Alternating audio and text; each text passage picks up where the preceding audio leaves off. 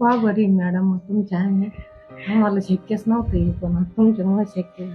ह्या आशा नवले यांचं वय 48, यांच्या हस्बंडचं वय 53 होतं. अनफॉर्च्युनेटली मागच्या वर्षी त्यांचा 27 वर्षाचा मुलगा अपघाती त्याचं निधन झालं आणि घर पूर्ण विस्कटून गेलं. तर ती आई वडिलांना घेऊन आली. त्यांचं वय तसं IVF क्रायटेरियात बसत होतं. IVF मध्ये फिमेल म्हणजे स्त्री 50 वर्षापर्यंत आणि पुरुष 55 वर्षापर्यंत आपण ट्रीटमेंट देऊ शकतो.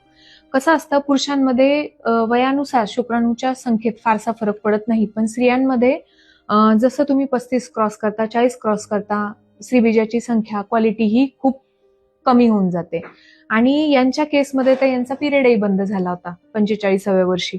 मग आता प्रेग्नन्सी कशी राहणार? आणि यांचं एक फर्स्ट कन्सल्टेशनला ते आले तर त्यांना मी सांगितलं की हे बघा, IVF मध्ये ह्या वयात मूलबाळ होणं शक्य आहे, परंतु मुलगा किंवा मुलगी ही ट्रीटमेंट करणं पॉसिबल नाही, कारण इंडियात PCPNDT ऍक्ट प्रमाणे ते बॅन आहे. त्यांचं म्हणणं होतं, मॅडम जे गेले ते कोणत्याही रूपात येऊ, आम्हाला ते चालेल. आणि ते ट्रीटमेंटला तयार झाले. बाकीच्या गोष्टी बघता त्यांचं हॉर्मोनल मेडिसिन देऊन, पिरियड आणून, IVF च्या मदतीने त्यांना आज बाळ झालं आणि आज ते व्यवस्थित डिस्चार्ज जात आहे.